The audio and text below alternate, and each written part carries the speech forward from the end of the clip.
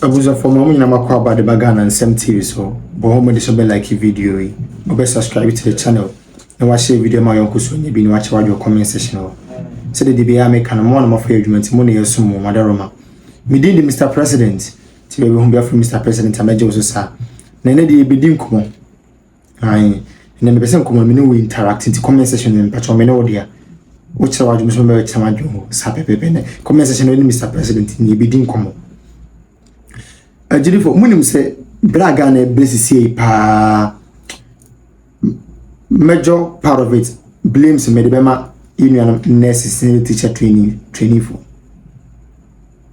Let me repeat it. Braga na besisi pa about 40% of the blame the bema nursing teacher and nursing and teacher training for. 2017 NPP yeba ba mu na nursing and teacher training allowance ni etwem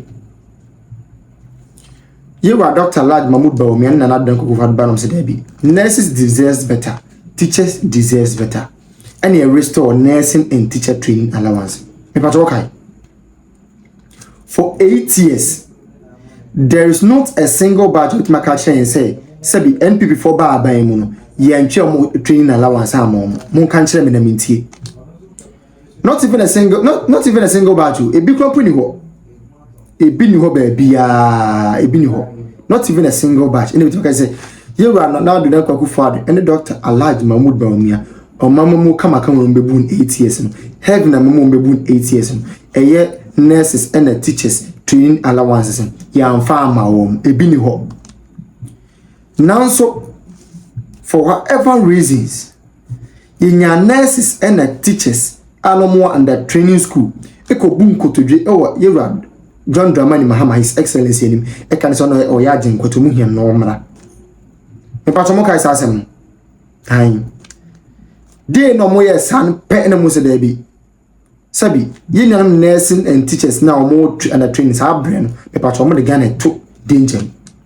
Asemo ye kan ma ye ma mo caution no mantie. John Dramani Mahama His Excellency the track record kese pie against nursing and teachers e bia na munim o time papa o time tre bien John Dramani Mahama o time nursing and teachers tre bien o time papa eso sanko fo mi no e o na o mine nyina daachi omo ene yo mine nyina daachi ye ba ye automatic posting batch bia ye from 2017 to 2024 batch bia ye for madwuma. The years what your line says our pass exam yen yaba ye fa obi adwuma me comment section your mother say me bo me kan say me boa now so nurses and the teachers ko bunko to John Dramani Mahama enim His Excellency kan say on ya din kwa na omra en wo mutumi hwe ye John Dramani Mahama ni twa wo ntro say me ba me mam automatic post me wow na automatic post na wo da eti e die nko ana no nurse teachers na mo and the trainers ata na mo pa na you are another na kufado and you are Dr. Lad Mahmoud Bawumia na mo fama mo kan che ni enti ye pese etibi na sa nurses for ya so na efra me ye dwama so mo bu maso na dwofa se me nka sa mo na you are John Dramani mam ebu mo kwase ya sabi na enye bibi na bibi aka me Mahama ka o ma se mo bio mo da bi because nurse ni teachers o ma ye NPP boni aye ye ka adwuma na professional sabi NPP eno madini ye pa ye ka hentimi ni nurse and teachers emfiri mu da ye run up under his tenure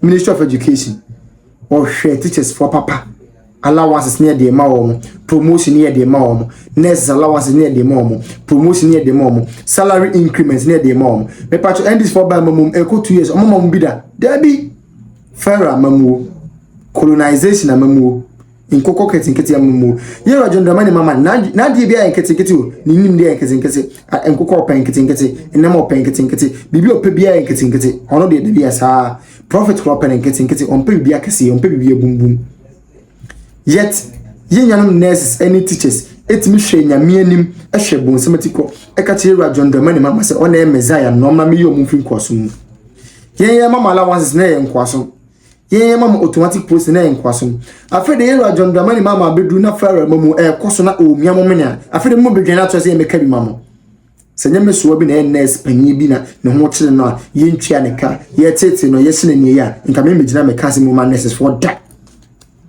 because ye mu bi said omo hwe so me nurses Eti Eva John Dramani mama mumu kan wo buo na nti won hwege nurses for you no sabi yeso hayen enu nti na megina ha make bi and I sabi for your viewers na your listeners no mo do yenwuma ye nti na me wa make bi sisi a me ne wo kasai Eva John Dramani mama timenye sika pudo de mani nua panyi amana koto private jet ne mumu nye sika odi posting nurses e de twa nurses ni teachers for allowances de ama wo asemo de asefem asemo de sabi asem ya asem awrewo na sabi minister for education be kan sembi omo so mo chese afi we the nurses o metima for mo adwuma de kitwa bi o just 6,000 to 10,000 per metima for mo adwuma. It means that this year too nurses o be school afi we ne teachers o metima school afi we no over 40,000 of trained teachers and nurses because na fi o mo nya adwuma nye ntu ka ho ana do se guti iti we so ko pick up interview na amazing adwuma bi ye ko Eva John Dramani man no badia no pensa ni ma ekombekum Abusian, this useless NDC government create another backlog of unemployed graduates our education ministry. Mahama, the first time, send you create a backlog of unemployed nurses, midwives, doctors, health professionals. Eddie Ghanaians 2012, this time around, or baby, you know, or sign create another mess our education ministry.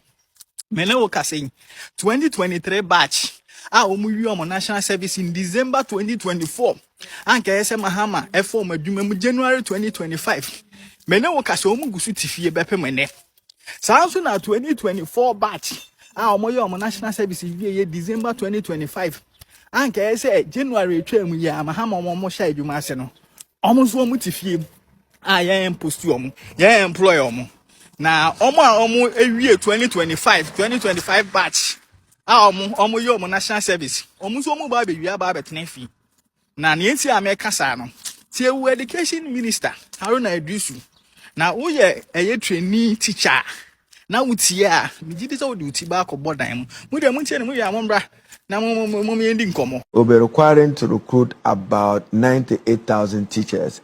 The compensation budget of government cannot accommodate that.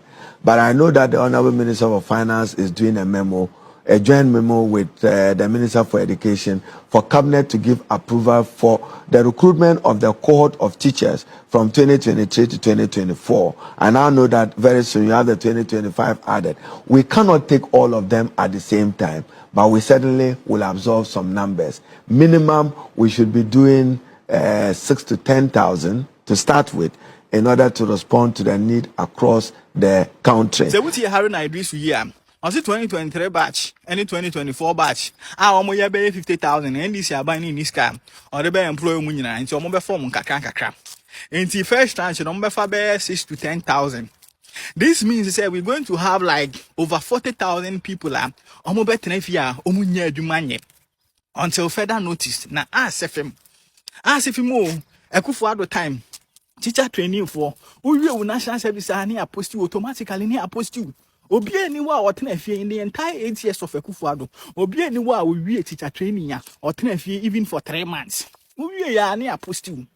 But 2024 Mahama aye campaign or various colleges of education could deceive nkwala ne say ono omo to abama no be president or the automatic posting beba.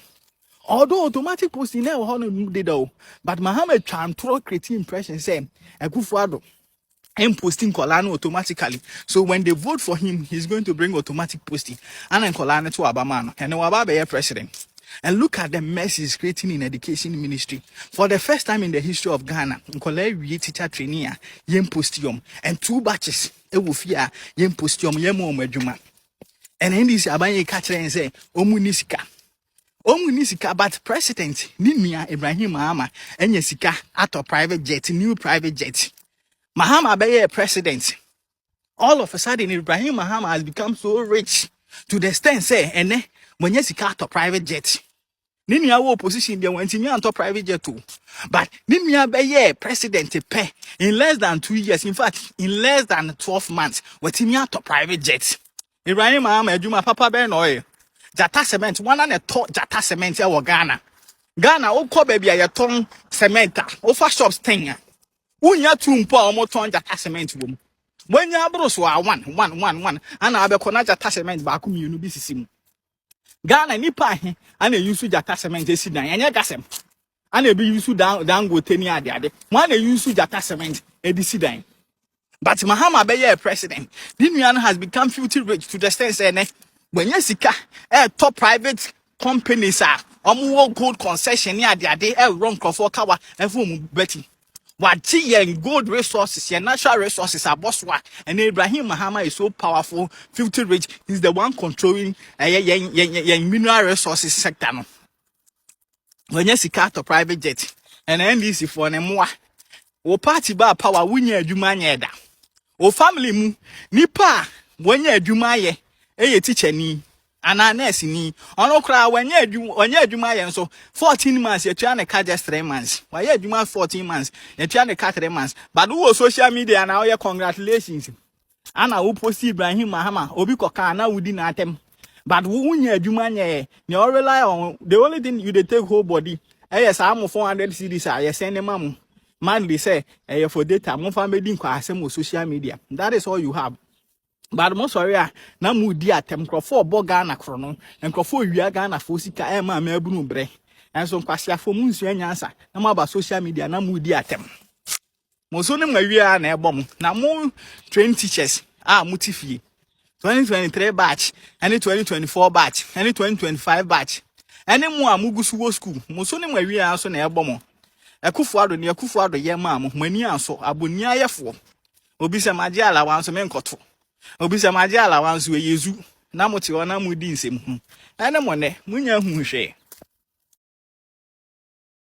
kwa economy a yewura Mahama friend jank no na etua teacher foka ye economy a na yewura Mahama friend jank no na etua nurses foka in fact emra on my Ghana kwa ahohiehia mu a na sabe ye hunu yasene mu mpo no na a teacher for etena fie afe etua omoka during COVID frontline workers ye mo 50% of their salary ye say you taxes every right about 100 I mean all the things are yes we ye ma Ghana ni dada setena mu no sabe no ho henhan in the so-called junk economy. Then multiple government institutions are on strike. So the question is, the numbers that look good on paper, have those numbers translated into meaningful impact in you and my life? The answer is a big damn no. Lives have not changed.